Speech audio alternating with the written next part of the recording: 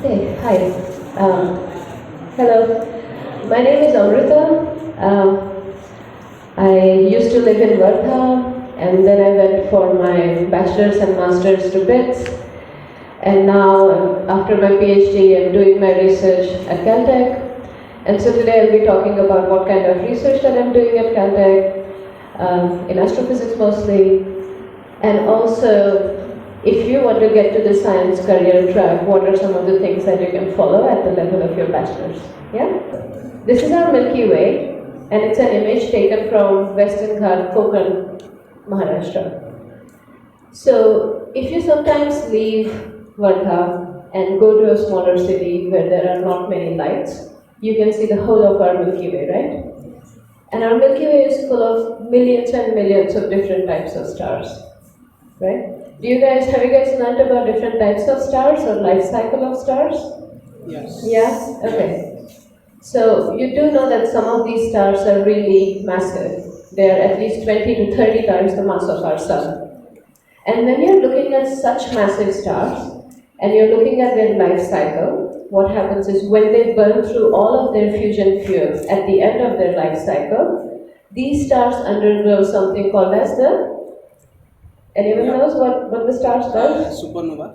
Exactly. So the star goes supernova. So what does it mean? If you take this 20 or 30 times the mass of sun star, it has an explosion like this. So what it does in the supernova explosion is, it takes the external shell, which is mostly gaseous, and blows it away at the speed of light and releases a tremendous amount of energy.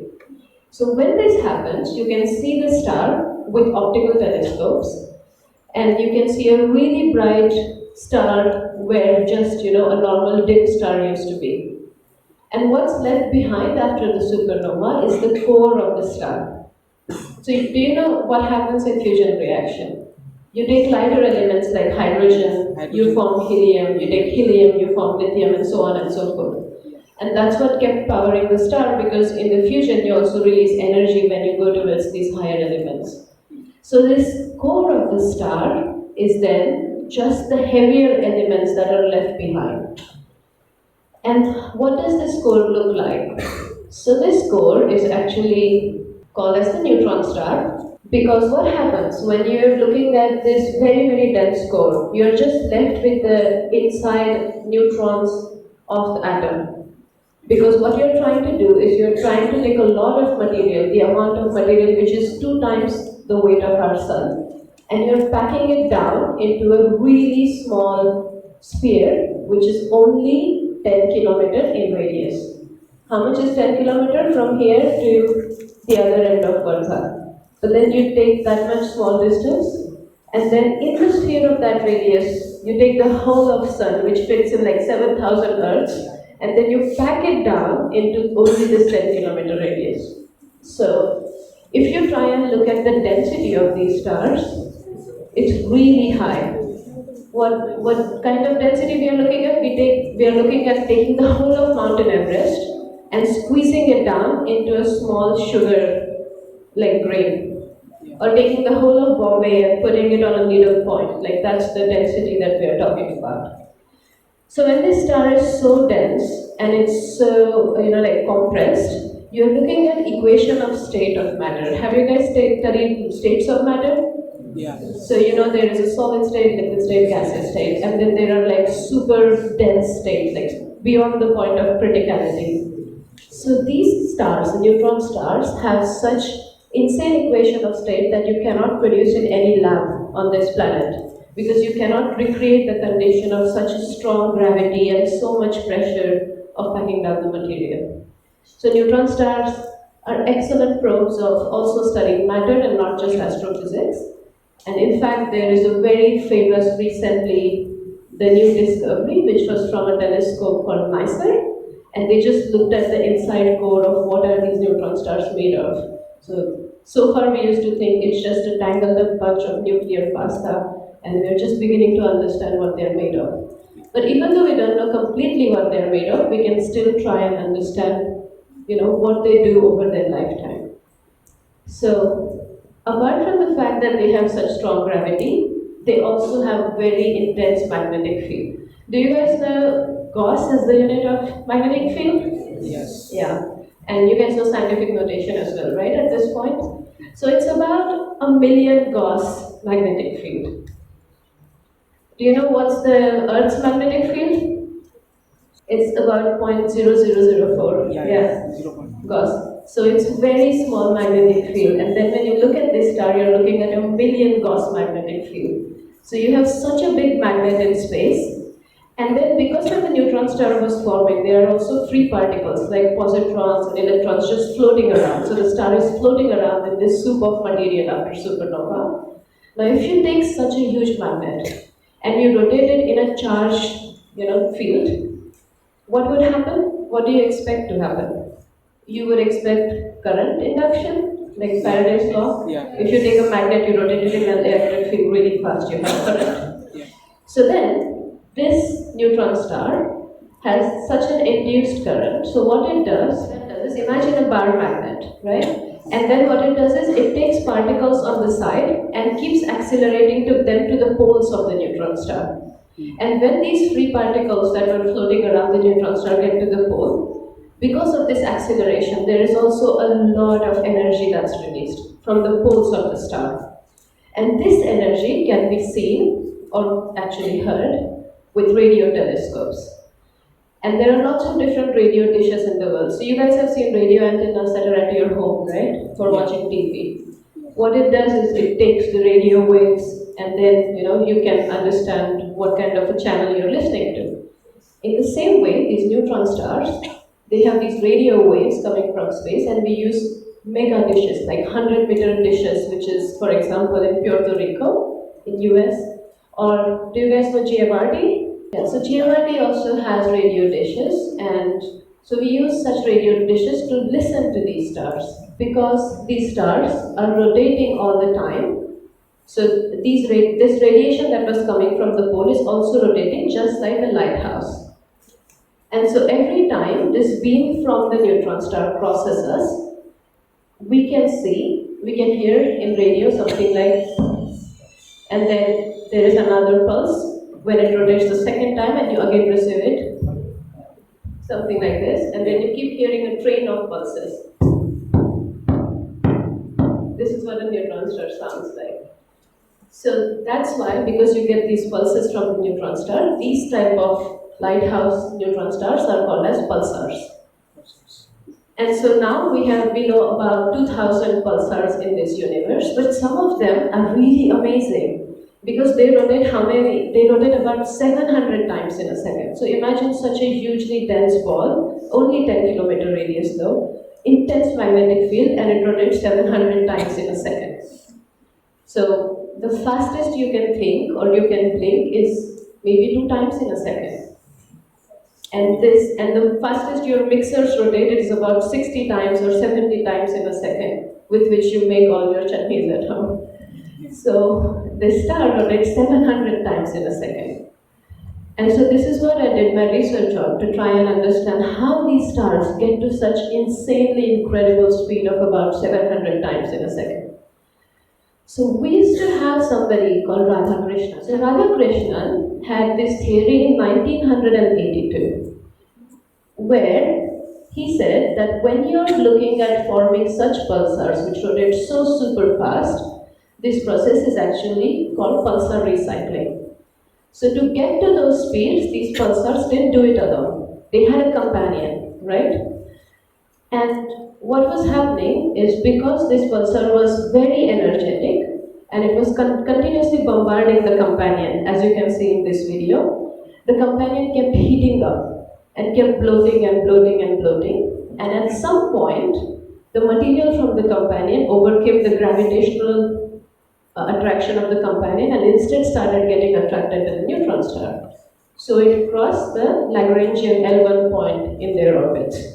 And the material from the companion started getting pulled and forming a disk like this around the star, around the pulsar. And this disk is called as the accretion disk. So now when this material comes in from the companion and gets to the neutron star, in an accretion disk, what happens is it transfers a lot of torque. to the star inside. You guys have studied torques, right? And torque spinning things out, right? So this torque then should spin up the pulsar. And what Radhakrishnan said is, when you stop this process, because the companion at some point will stop dumping all this material onto the pulsar, when you stop this process, at the end of it, you would get a pulsar which is heard in radio and which is rotating super fast at about 700 times in a second. But then what happened is, during my PhD, we found some fun objects. Okay? So these pulsars are called transformer pulsars. And why do you call them transformer pulsars? Because first of all, they defy the theory. They don't behave like what scientists had predicted. They don't just finish their X-ray state and forever become a radio pulsar, but they keep jumping between these two states. And they jump so fast, they do this kind of jump in about a week's time. Right? So the universe is about 14 billion years old. Some stars have life cycle of about 10 million years. What's a week in 10 million years? It's a blink. So these stars change their state in a blink. And these kind of pulsars are called transitional millisecond pulsars.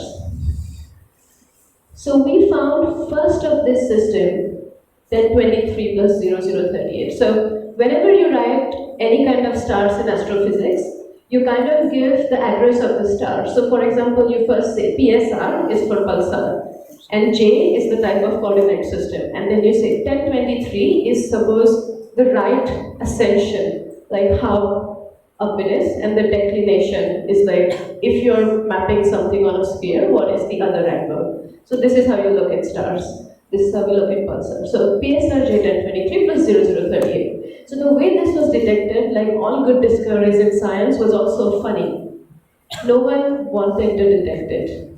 Actually, the radio telescope was broken and it wasn't operating. So instead of trying to track different stars on sky, they just let the radio telescope stand and look at the sky. Now you guys know all the stars shift, right, overnight. They don't just stay at their position in sky. So we just let all these stars drift by the radio telescope. And then whatever you would find in this kind of search, because the telescope is broken, you would find it. And this is how we found the first of the transformer pulsar. And we found it by listening to the radio waves.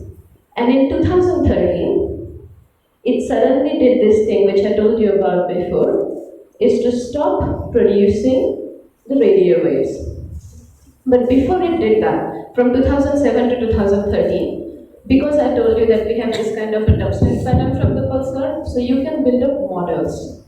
These models are based in general relativity, and these models are able to predict if you get one pulse now, when would the next pulse be?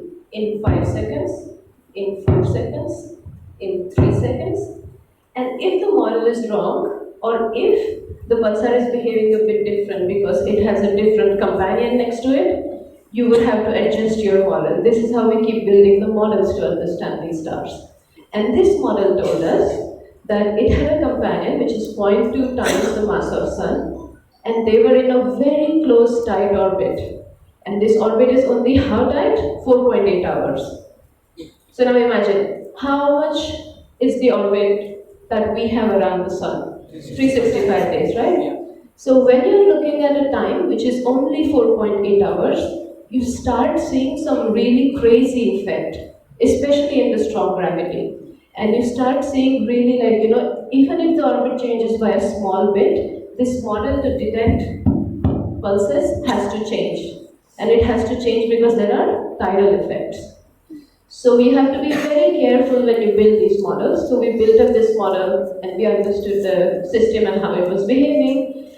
And in 2013, suddenly it stopped. So in 2013, suddenly it stopped. And so you can see there is a graph now which shows the optical magnitude. So when you're looking at any star, how bright it is measured by the optical magnitude. And you see the first set of green points, right? And then suddenly, this is from an amateur astronomer somewhere in US, and this amateur astronomer was just looking at the space, and they were just trying to see this particular star. And what they saw was there is a sudden jump in 2013, and you see the next set of green points. And that shows that it had become really bright in optical, coincident with the disappearance of any sort of a radio wave.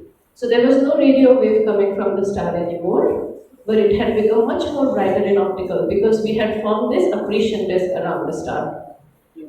And so since 2013, this pulsar has been in this state for about 7 years now.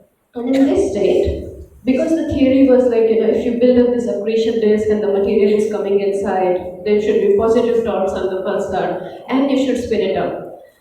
But by using X-ray observations with different space telescopes. So the reason does anyone know why would you put telescopes in space? Can anyone guess? To minimize the atmosphere static.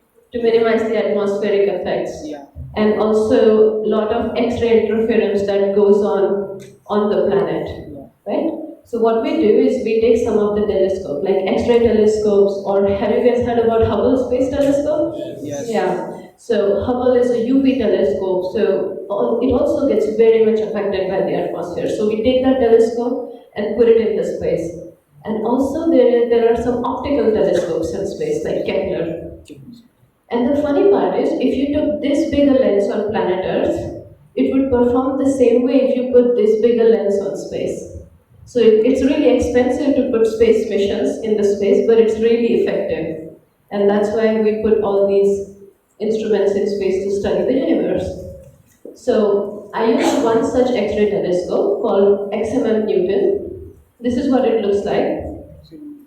It has two really big arms because they have solar panels, and so basically this whole space mission works on solar energy. And then whenever you want to look at some star, first of all you need to ask them for getting some funding and time on the telescope. But then they would take that telescope and start pointing into the star, and then they would see it for you. But it's really difficult to get those funding. So I got some for this telescope called XMM-Newton, and then we showed that whatever people were thinking about the fact there should be positive torques was actually wrong. The pulsar wasn't spinning faster and faster, but instead it was slowing down like something was applying brakes onto the pulsar. So the torques were not positive anymore. Right? Where would this negative torque then be coming from? If the material is coming in, it should have been putting positive torques. So what we did is to try and make an image of the pulsar in radio. Did you guys recently hear about black hole image? Yes. Yeah. So it's made by using a kind of array of radio telescopes. So what you do is you take a lot of the radio telescope and you arrange them.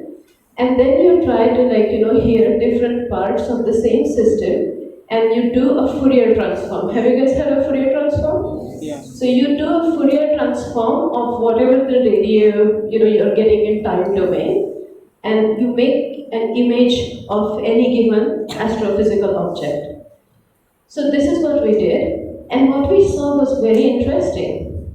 So we used the very large array, which is a radio telescope dish array in New Mexico. And if you see movies like Contact, if you go home and have a chance, see a movie in radio astronomy called Contact.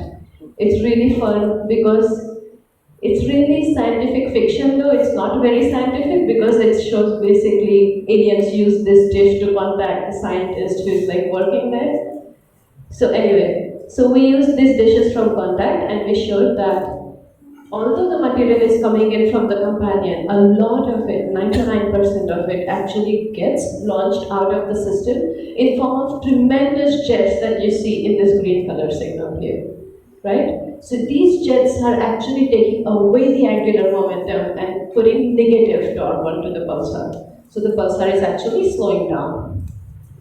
So we did this, and then we also showed that these effects are completely happening opposite to each other, because I designed a new program to use the space telescope and use the ground network of telescope at the same time.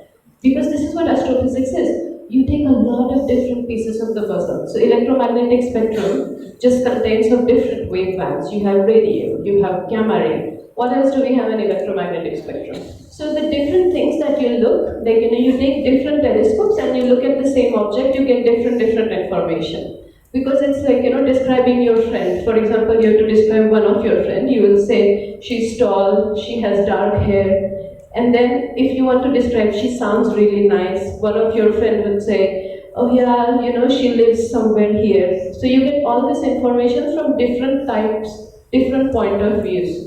So this is what astrophysics is. You take different parts of the puzzle and you connect them, and then you know what's happening inside a black hole system, inside a neutron star system, inside a pulsar system. So then we came up with, let's be super ambitious. Let's make even bigger program. Not just 2 telescopes. Let's take 3 space telescopes and 1 ground telescope, and now let's try and look at this system and see what it does. And then we found something which was even more fun. Do you guys remember this lighthouse effect I had talked about before? Yes. Yeah? Yes. And it was heard in what? Radio. Radio. So, we used Hubble Space Telescope because it takes ultraviolet rays. We used X-ray, like XMM I had told you guys before about. Similarly, there is another space telescope, the one that I am now a part of, called the New Star Space Mission. And there is an optical telescope called Kepler. So what we saw is X-ray emission and the ultraviolet emission versus the radio emission and the optical emission. There is a switch in this system. So whenever the X-ray and optical and ultraviolet rays are more, the radio goes down. The optical and infrared also goes down. And at the same time, with Hubble telescope, you see the lighthouse effect. Now you don't hear the lighthouse effect, but you actually see the lighthouse effect in the ultraviolet rays. So this is the first ever discovery of an ultraviolet pulsar which rotates this fast, about 700 times in a second. So I was fortunate enough to make this discovery in my PhD, and now what I'm working on is this thing. So pulsars, as we heard, they rotate super fast, right? So they are some of the most precise clocks because we can use a lot of different models that I had told you before to try and say how the pulsar would evolve. So these are some of the most precise natural clocks, better than GPS. So you can use them for a lot of different things. Whenever there are 2 supermassive black holes anywhere in the universe that are merging into each other, what we do is we use a network of these pulsars. So we use a network which is shown in the top left figure. Can you see those white colored pulsars? Yeah. Right? And if there is a supermassive black hole, like merging into each other, then because of the disturbance that this merger of supermassive black hole makes on the space-time fabric, all the pulsars that were showing us the pulsar signal in radio would start behaving weird. And for all of our modeling, we would start seeing different effects, which were not there before. So we can use a network of pulsars to see supermassive black holes merging into each other. We can use this pulsar to test general relativity.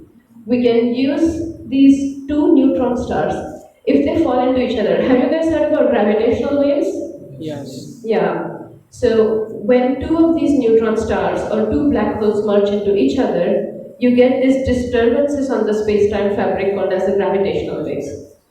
So now we can use these neutron stars to not only detect the gravitational waves, like for example LIGO India, which is supposed to come online in a few years, but we are also able to see what is the surrounding material. Because from neutron stars, the light actually escapes, unlike the 2 black holes merging. So we use different telescopes like X-ray, optical, etc. to just look at this merger of 2 neutron stars.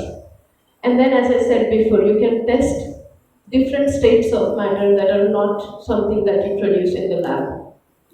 So these are really amazing applications of these pulsars. So although we don't know what they're made of, we can really use them for different things. And so this is what I've been working on right now. And the way I got here is that when I was younger, I used to read a lot of astrophysics books. And it might sound like one of the same boring stories, like somebody reads a book and then starts dreaming about an astrophysics person, but it wasn't a straight path. For some time, I was really doubting myself.